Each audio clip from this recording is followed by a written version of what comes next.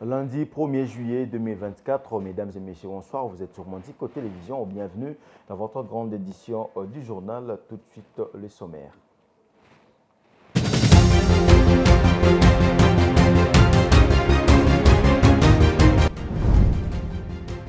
L'autorité urbaine de Kibumba dans la province du Nord Kivu a présenté ce lundi 1er juillet une trentaine de bandits auteurs de braquage et insécurité dans cette partie du pays ces dernières 48 heures. Parmi ces criminels, on note le présumé auteur du crime ayant conduit à l'assassinat de l'ambassadeur italien Luca Attanasio en avril 2021. Le secrétaire général du Parti Nouvel Élan, Maître Blanchard Mongomba, à travers une requête saisie la Cour d'appel de Kinshasa-Gombe ce lundi 1er juillet au fin d'obtenir l'annulation de cet arrêté du gouverneur de la ville de Kinshasa, Daniel Bumba, nommant 10 ministres provinciaux et 10 commissaires généraux en violation de la loi. Les résultats du scrutin de l'élection générale du 29 juin en Mauritanie sont attendus ce lundi 1er juillet. Les tendances de publication partielle de la Commission électorale nationale indépendante placent Mohamed Ould Ghazouani, président mauritanien, en tête avec 56,16% à la présidentielle.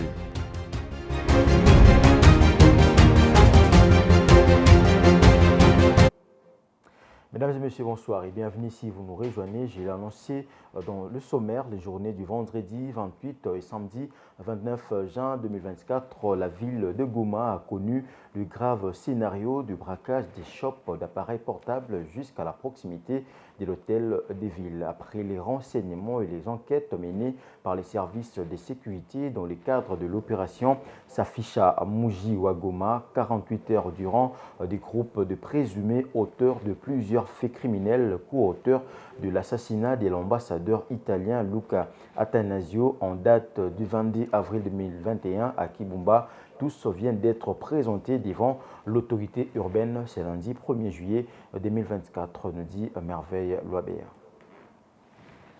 Ils étaient au total 34 hommes arrêtés par le service de sécurité dans le cadre de l'opération Safisha Muji Wagoma. L'opération conjointe FRDC, PNC, ANER et la Direction générale de migration, DGM, appréhendée avec les effets et objets de crime, notamment 8 armes à feu, dont 6 munies de jumelles, des précisions et 2 AK-47, 8 machettes, 4 bêches, un ordinateur, un téléphone de marque iPhone XR, 3 matelas, un appareil haut-parleur volé et 11 chargeurs des armes qu'il détenait. Parmi les 34 arrêtés figurent des Fawazalindo, des militaires déserteurs de Fond de Beni et Kanyabayongo, la commune rurale récemment conquise par le rebelle du M23 au Nord Kivu, un présumé co-auteur de l'assassinat de l'ambassadeur italien Luca Attanasio à Kibumba au mois d'avril 2021 avec son garde du corps et son chauffeur, événement qui avait fait parler les médias internationaux. Au-delà de ce groupe, il y a lieu de citer les présumés auteurs du cambriolage du 28 au 29 juin 2024. Dans 48 heures, un travail énorme abattu par le service de sécurité. Voici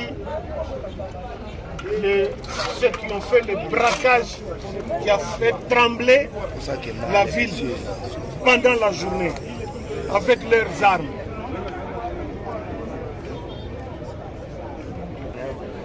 iPhone, les ordi comme échantillon. Et on a trouvé aussi entre leurs mains $300. C'est pour vous dire que nous sommes engagés, déterminés à démanteler tous les réseaux. C'est vrai, la criminalité zéro n'existe pas, mais ils vont aussi nous trouver sur leur chemin.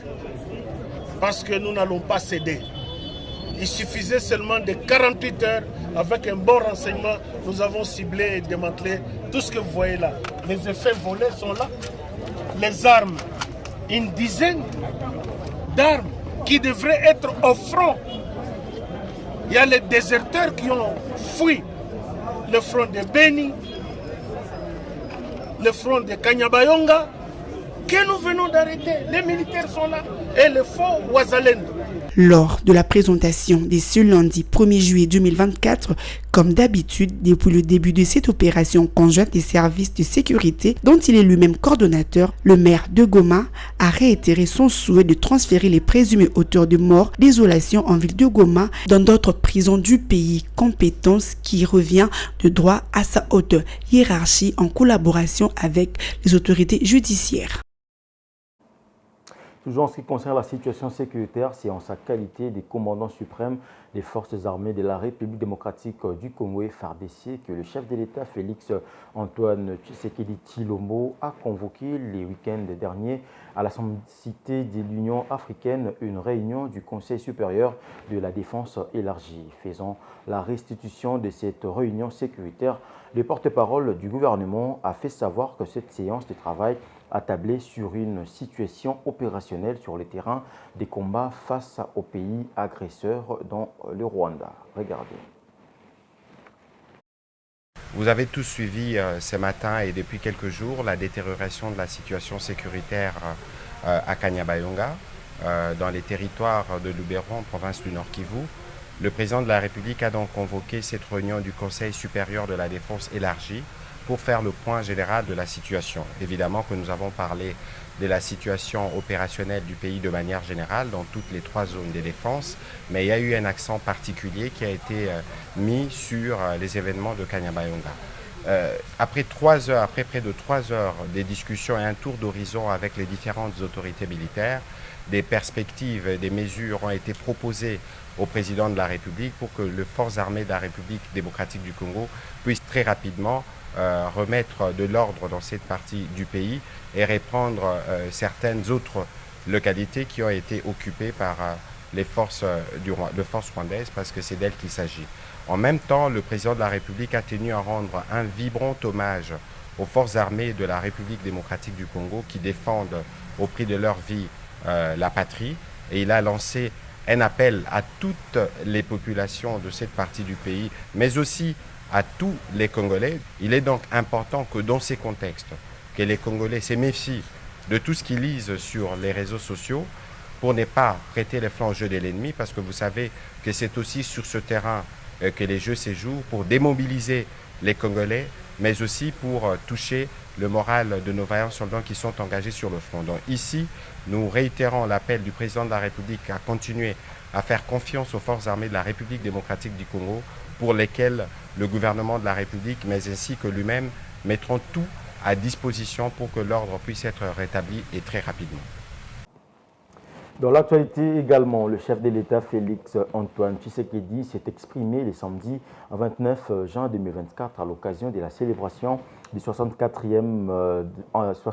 ans de l'indépendance de la République démocratique du Congo, malgré la détérioration de la situation sécuritaire dans sa partie est suite aux violents combats entre les forces armées de la République démocratique du Congo et les rebelles du M23 soutenus par Kigali. Félix Tshisekedi est revenu sur les actions qui ont produit les résultats positifs durant son premier quinquennat. Regardez.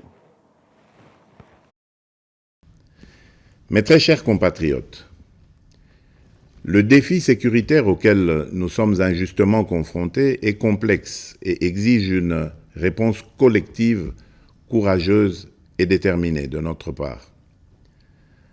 En cette journée sacrée de notre indépendance, je ne peux passer sous silence la grave situation sécuritaire qui secoue notre pays. Ce qui se passe à Kanyabayonga, à Kaini, au village du sud de Lubero ainsi que dans les territoires de Rutshuru, de Nyiragongo et du Masisi, constitue une agression flagrante contre notre souveraineté nationale et la paix de notre peuple. En ma qualité de président de la République et commandant suprême des forces armées et de la police nationale, je tiens à vous assurer de ma détermination inébranlable à défendre l'ensemble de notre territoire et à rétablir la paix. Nos vaillants soldats sont en première ligne et ensemble, nous triompherons de cette agression injustifiée. À nos frères et sœurs de Kanyabayonga et des régions avoisinantes, je veux exprimer ma profonde solidarité et ma compassion face aux souffrances que vous endurez. Votre courage et votre résilience sont une source d'inspiration pour la nation tout entière. Soyez assurés que je mets tout en œuvre pour rétablir la sécurité et protéger nos concitoyens. Je viens de tenir un Conseil supérieur de la défense élargi et des instructions claires et fermes ont été données pour la sauvegarde de l'intégrité territoriale de notre pays. Ensemble, unis et déterminés, nous surmonterons ces épreuves et nous restaurerons la paix et la sécurité dans notre chère patrie. Toujours dans le même ordre d'idées, 30 juin, date marquant le 64 ans de l'indépendance de la République démocratique du Congo. De son côté, l'opposant Martin Fayulu a dressé un tableau sombre de la situation générale au pays, caractérisée non seulement par la crise socio-économique, mais aussi la détérioration de la situation sécuritaire avec l'agression rwandaise et qui a atteint un niveau inquiétant. Il a fustigé ce qu'il a qualifié de l'irresponsabilité du silence du chef de l'État en dépit de la promesse faite d'attaquer le Rwanda. Suivez cet extrait. La grave crise sécuritaire qui étrangle notre pays a atteint un niveau tellement inquiétant que nous risquons de ne plus avoir le Congo, notre Congo, dans sa configuration du 30 juin 1960. En effet, cette crise s'enracine chaque jour davantage aux grandes dames de nos populations manifestement abandonnées par ceux qui prétendent diriger le pays. Contrairement à ces déclarations démagogiques, promettant d'attaquer le Rwanda à la moindre escarmouche, M. Tshisekedi fait preuve d'une indifférence coupable, abandonnant la population à son triste sort. Cette irresponsabilité donne des ailes à M. Kagame au point de déclarer avec arrogance: nous sommes prêts à nous battre si nécessaire avec la RD Congo. Nous n'avons peur de rien. Je rappelle à M. Kagame que son armée et ses supplétifs du M23 combattent déjà sur notre sol, mais qu'il sache qu'il ne nous vaincra pas. Nous savons tous que notre pays fait l'objet d'un complot de la part de certains membres de la communauté internationale. Cela ne nous surprend pas, car depuis 1960, le projet de balkanisation n'a jamais quitté certains esprits opposés à notre souveraineté nationale et internationale. Cependant, ce qui me ronge profondément, c'est de savoir que parmi nous, il y a des pions, certains conscients, d'autres non conscients, tapis dans nos institutions, œuvrant contre les intérêts du pays. Ceci est extrêmement grave. Poursuivant ce journal, la République démocratique du Congo a commémoré le dimanche 30 juin 2024 son 64e anniversaire de l'indépendance. La nation tout entière a été de nouveau contrainte de célébrer cette souveraineté de l'RDC dans la méditation. À Kinshasa, dans la commune de Kalamou, sur place des artistes à Victoire, quelques Congolais se sont exprimés. Quant à ce Diane Bonga nous en dit plus.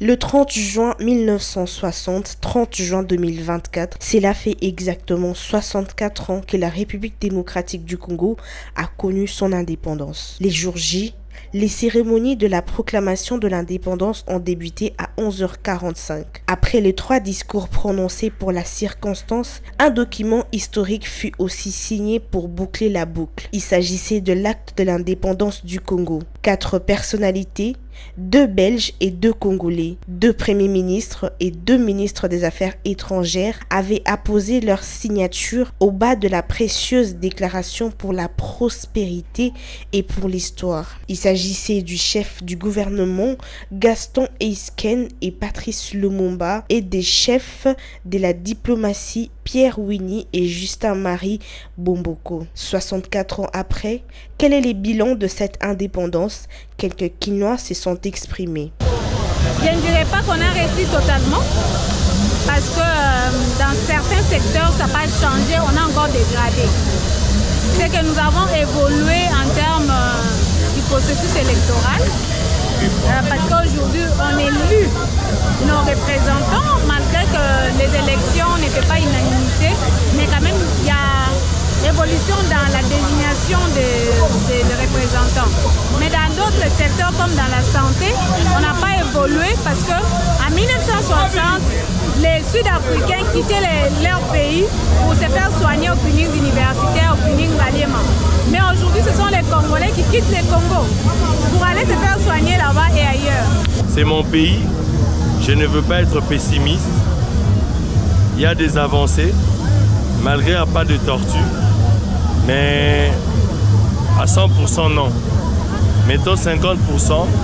Pourquoi 50%? Juste parce que nous, la population, nous commençons à nous réveiller. Nous étions encore endormis. Mais en ce qui concerne les avancées, oui, parce que c'est la démocratie. Nous vivons une 4e fois les élections. C'est quelque chose de fort. Mais beaucoup de choses, notamment qu'attend la population, c'est pas encore arrivé. Mais puisque c'est chez nous, on a la foi, avec tout ce que nous sommes en train de faire, que demain sera encore mieux. À l'époque belge, nos parents étaient pris en charge par l'État à 100%. Les écoles, il y avait des infrastructures, il y avait beaucoup. Mais à notre époque, ici, nous avons hérité. Tout est détruit. Vous avez les écoles qui dépassent le nombre des enfants. L'enseignement est au rabais. L'économie, n'en parlons même pas. Pour manger, ça devient tout un problème. La vie est devenue invivable. Donc par rapport à 1960 et aujourd'hui, nous voyons qu'il y a vraiment un redressement. Le pays n'a pas fait des pas, mais plutôt le pays a reculé. Et nous espérons que les autorités qui sont actuellement avec le président Félix Tshisekedi vont faire mieux pour faire avancer le pays. Sinon, il y a beaucoup de vraiment des éléments qui n'avancent pas. L'histoire retiendra que le jour de son indépendance, les Congo est entré dans le concert de nations libres sans armoirie nationale ni sceau officiel, mais bien avec 2 autres précieux symboles. Les drapeaux bicolores étoilés qui flottaient dans les ciels de la liberté et l'hymne national. Debout congolais était prêt dès le mois de mars 1960. Œuvre du père jésuite Simon-Pierre Bokadim Passilondi, musique, et du professeur Joseph Lutumba Touville, parole. Il retentit solennellement au Palais de la Nation pour siffler la fin de la colonisation belge et proclamer l'avènement de la République.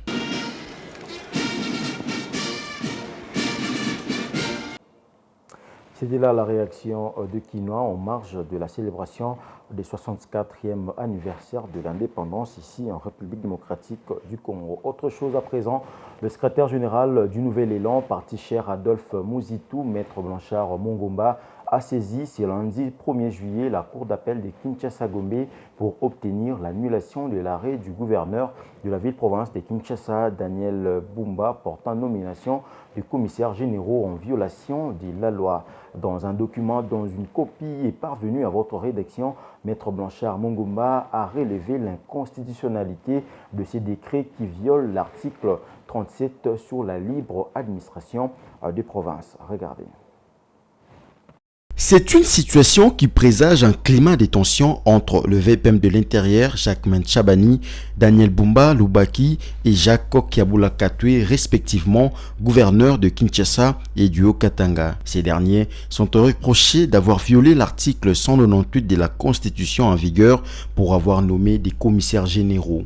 Ceux-ci, d'après l'esprit du législateur, ont les attributions semblables à celles des membres de gouvernements provinciaux, mais non rédevables par leurs actes devant les assemblées provinciales. Par conséquent, leur présence reste inconnue par la loi. Dénomination qui a fait couler beaucoup d'encre et salive. Le secrétaire général du Nouvel Élan, partie chère à Adolphe Mouzito, maître Blanchard Mongomba, a saisi ce lundi 1er juillet la cour d'appel de Kinshasa-Gombe pour obtenir l'annulation de l'arrêt du gouverneur de la ville-province de Kinshasa, Daniel Bumba, portant nomination de commissaires généraux en violation de la loi. Selon maître Blanchard Mongomba, cette nomination est teintée d'irrégularités dont la violation des articles 23 et 28 de la loi portant principes fondamentaux relatifs à la libre administration des provinces. Ajouté à cela, la nomination dans le gouvernement Bumba d'une femme policière au poste de ministre provincial de l'Intérieur pose problème, sans compter le nombreux dysfonctionnements qu'affiche déjà le patron de la ville de Kinshasa à ce premier pas de l'exercice du pouvoir. Attendu que l'acte incriminé nomme au sein de l'exécutif provincial des commissaires généraux, lequel acte viole l'esprit et la lettre de la Constitution du 18 février 2006 et la loi sur la libre administration des provinces, on sait que, je cite, cet arrêté désigne de personnes à des fonctions inexistantes dans une institution non établie par les constituants. Initialement prévu pour ce vendredi 28 juin à l'Assemblée provinciale de Kinshasa, la plénière d'investiture du gouvernement provincial de Daniel Bumba n'avait pas eu lieu. À la base, l'interdiction faite par le vice-premier ministre, ministre de l'Intérieur, Sécurité et Décentralisation, Affaires coutumières, Jacquemain Chabani. Pour le reste de l'actualité, il s'est tenu à Kinshasa, dans la commune de Lagombe, le samedi 29 juin 2024, un salon sur l'entrepreneuriat. Différents orateurs ont pris part à ces panels expliquant ainsi à l'assistance le bienfait et les inconvénients que l'on peut rencontrer dans le secteur de l'entrepreneuriat. Un reportage signé Vite Panzo et Didier Lofumba. Cette journée a servi de réflexion et de partage sur l'entrepreneuriat en République démocratique du Congo. Durant 3 jours, différents orateurs ont pris part au salon de l'entrepreneuriat à Kinshasa, dans la commune de Lagombe. Il était question pour les différents panélistes de partager leurs expériences dans le domaine de l'entrepreneuriat et d'expliquer aux personnes qui veulent s'élancer dans ce domaine les différentes réalités auxquelles ils doivent faire face. Présent à ce salon, Théophile Mbemba, ministre honoraire et professeur d'université.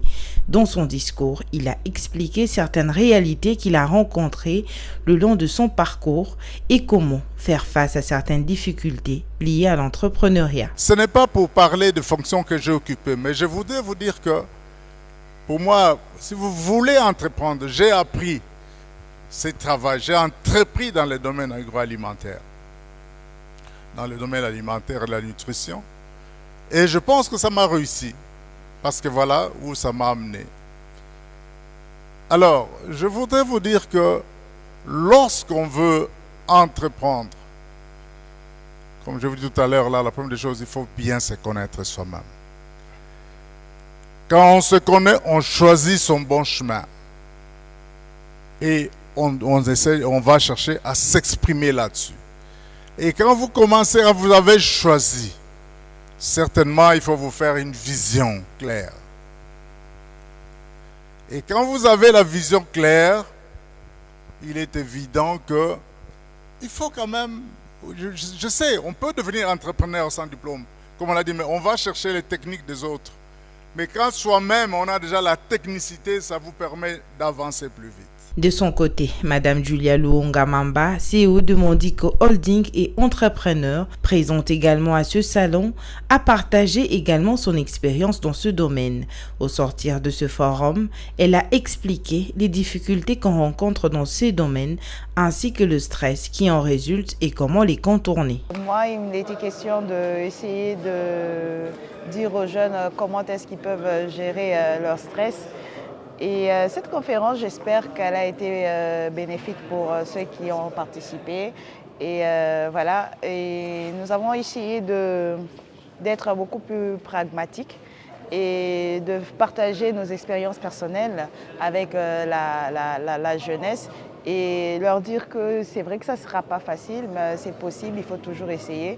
Et essayer pour que ça réussisse, pas essayer tout simplement, mais essayer pour que ça réussisse. Bon, et puis le reste, on est en République démocratique du Congo. Nous n'avons pas simplement espoir, nous savons que ça ira et ça marchera. Il n'est pas forcément question de les contourner. Les stress c'est un quotidien en fait. C'est un quotidien et c'est en nous. Il suffit simplement de savoir comment les gérer et ne pas permettre en fait que ça s'installe. Entreprendre n'est pas facile certes, mais avec beaucoup de courage, de patience, de confiance en soi, de volonté et surtout être réaliste, on peut arriver à faire des grandes choses. Donc il faudrait considérer que la conception d'une entreprise dans la tête, c'est comme la conception de 9 mois. Place à présent à l'actualité en dehors de nos frontières. Le président mauritanien Mohamed Ould Ghazouani est en passe d'obtenir un second mandat.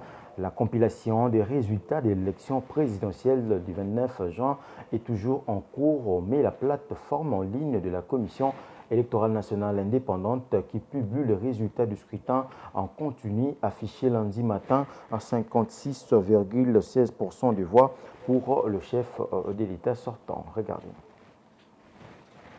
Le président Ghazouani cherche à se faire réélire en promettant d'assurer la sécurité et la croissance du pays. Son principal rival, l'activiste anti-esclavagiste Biram Da Abeid, a obtenu, selon les résultats provisoires du 29 juin 2024, 22,4% de voix. Selon la commission, les taux de participation étaient de 55,39%. Certains de ses partisans ont manifesté au moment de premiers résultats en début de soirée du dimanche 30 juin. Bien que les adversaires de Mohamed Ould Ghazouani l'aient accusé de corruption et de mauvaise gestion, il reste populaire parmi les Mauritaniens qui les considèrent comme un symbole de stabilité. Les scrutins se déroulent dans un climat régional particulièrement tendu, les voisins de la Mauritanie étant secoués par de coups d'état militaires et des violences djihadistes. Selon son calendrier, la CENI doit se prononcer ce 1er juillet dans la soirée pour les résultats définitifs des élections. Et pour terminer, situation toujours tendue au Kenya. Si le président William Ruto a refusé de promulguer la loi des finances 2024-2025, les tensions ne sont pas redescendues pour autant. La violente répression des manifestations anti-taxes a fait naître plusieurs autres revendications. Des voix appellent à battre le pavé dès mardi pour exiger la démission du chef de l'État et l'abandon de cette loi. Diane Bonga nous fait le point. Dans ces bras de fer, le Kenya a connu une série de violences qui s'est soldée par des dizaines de morts et des centaines de blessés. En attendant, le président William Ruto multiplie les rencontres pour tenter d'apaiser les tensions. Presque une semaine après l'adoption de la loi de finances par les députés, les forces de sécurité sont encore bien présentes dans les artères de la capitale Nairobi. Victimes de pillages, les petits commerces et de moyennes entreprises ont encore du mal à redémarrer. Le spectre d'une reprise des hostilités plane sur ces pays d'Afrique de l'Est. Dans la foulée, la Haute Cour de justice a éliminé l'usage des armes létales pendant les manifestations anti-taxes, mais l'opposition ne craint que cette ordonnance ne soit contraignante pour les forces de sécurité. Plusieurs organismes de droits de l'homme ont accusé la police de violences meurtrières au cours de ces semaines de manifestations anti-taxes. Au moins 30 personnes ont perdu la vie depuis le mardi 25 juin 2024, jour où le Parlement a été pris d'assaut par des jeunes mécontents de l'adoption de la loi de finances. Cette loi, qui n'a pas été promulguée par le président William Ruto, prévoyait notamment une TVA de 16% sur le pain et une taxe annuelle de 2,5% sur les véhicules particuliers. Plusieurs autres taxes sur le paiement mobile et sur l'huile végétale. À noter qu'une taxe sur le produit qui contribue aux déchets et nuise à l'environnement était une autre disposition clé du projet de loi que le gouvernement a proposé d'amender dans le jour à venir. Place à présent au rappel des titres.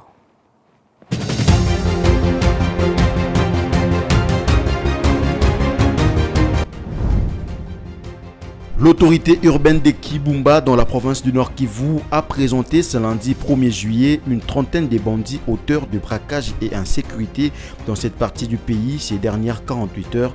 Parmi ces criminels, on note le présumé auteur du crime ayant conduit à l'assassinat de l'ambassadeur italien Luca Attanasio en avril 2021. Le secrétaire général du Parti Nouvel Élan, Maître Blanchard Mongomba, à travers une requête saisie la Cour d'appel de Kinshasa-Gombe ce lundi 1er juillet, au fin d'obtenir l'annulation de cet arrêté du gouverneur de la ville de Kinshasa, Daniel Bumba, nommant 10 ministres provinciaux et 10 commissaires généraux en violation de la loi.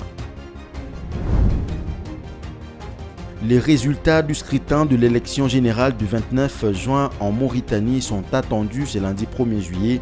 Les tendances de publication partielle de la Commission électorale nationale indépendante placent Mohamed Ould Ghazouani, président mauritanien, en tête avec 56,16% à la présidentielle.